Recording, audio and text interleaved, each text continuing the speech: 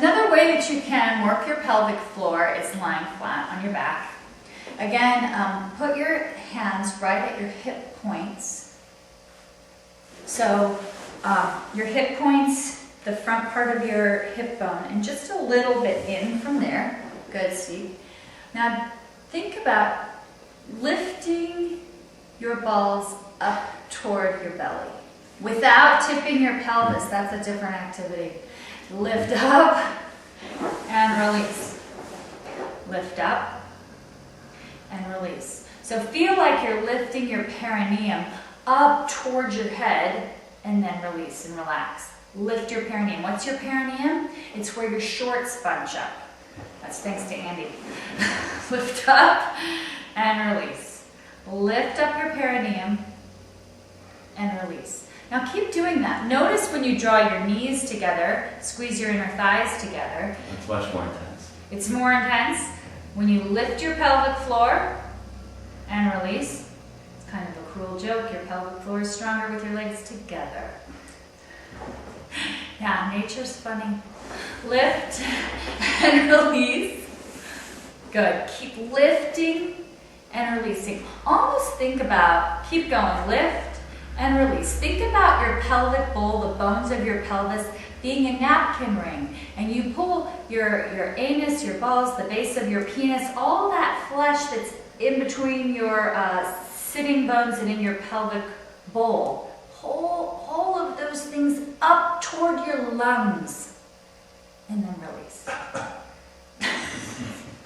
Good, now separate your legs, because you should know how to do it both ways. Lift your pelvic floor, your perineum, draw your sitting bones together and release.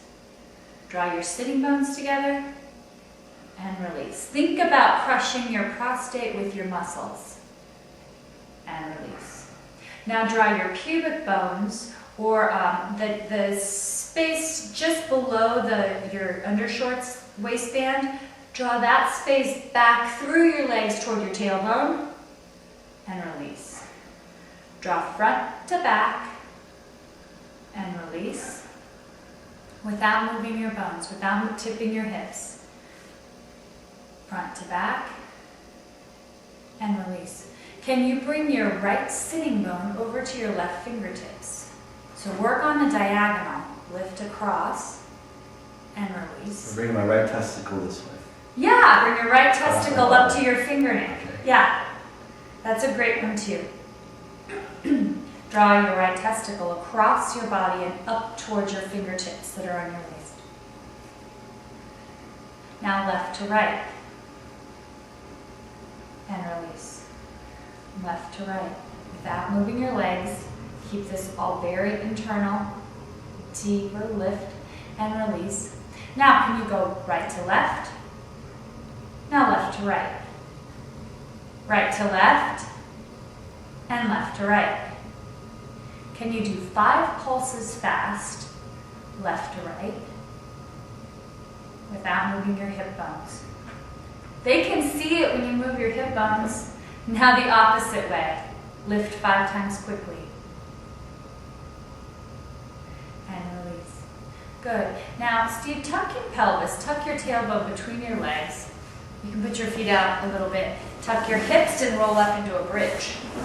Push into your feet. Roll up. Good. Now pull your rib cage down into your body. Think about your belly button coming down toward your the base of your penis. And release. So now you're really working into your core. Your core work and your pelvic floor work should be one and the same. They should be integrated. They're all part of your spine stability, of your... Anyway, I want the muscles underneath it. It's a really good time to pay deeper attention to the muscles. So this immobilizes the testicles right now. Immobilizes they're just resting. You'll get them back later. Draw your sits bones toward each other. You still feel that, yes? Correct. Okay. And he also said you can still feel your right sits bone draw to your left fingertips. So you can still feel that diagonal sensation. It is a little more difficult because we have to also tighten our buttocks to be able to be in this bridge position. So it's hard since it's already tight to move the muscle. Well, your pelvic floor shouldn't be too much about your glute muscles anyway. So just let your glute muscles hold your hips up and think about what's in front of that. What's more forward here? Okay. You have strong legs and strong glutes. You are a marathoner. You have that available to you. If you don't have an inversion available to you, you can prop your hips up on a block or on a blanket or towels or something else. Do you want a prop? I'm fine. Okay, lift your hips up. Do the diagonals, left to right. Right sits bone to left fingertips. Left sits bone to right fingertips. Good. Now draw up through your perineum. The perineum is at the base of, there's that space. If you had an erection, it would be behind your balls. You know that part that goes back and under? Feel that space and pull like the base, the very deepest, highest part of your erection that's closest to your body. Pull that part up into your waist. Can you sense that? Sure can. And release. Okay, so draw your perineum up into your waist. Can you draw it up a little higher into your kidneys? And release. The muscles don't go that high, but it's that sensation of going higher and higher and higher. There's so much more beyond the kegel. Stay tuned. That's awesome. Great. This is getting X-rated. He gets all nervous.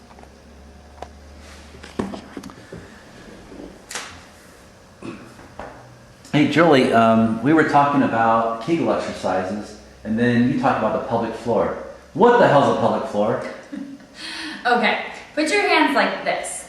Your fingers together at the top and your thumbs together at the bottom. Okay. The webbing of your thumb, that's your sitting bones. Your butt bones, That's what hurts when I fall. maybe. Depends which way you fall, but yeah. And then your thumbs, where they're together, that point is your tailbone, way back here. That's where you fall snowboarding. And then your fingertips that are together on the top, that's your pubic symphysis. Now, men don't realize they have a pubic bone because it's not as available for sight because it's kind of under your genitals a bit. And our keg kind of covers it too.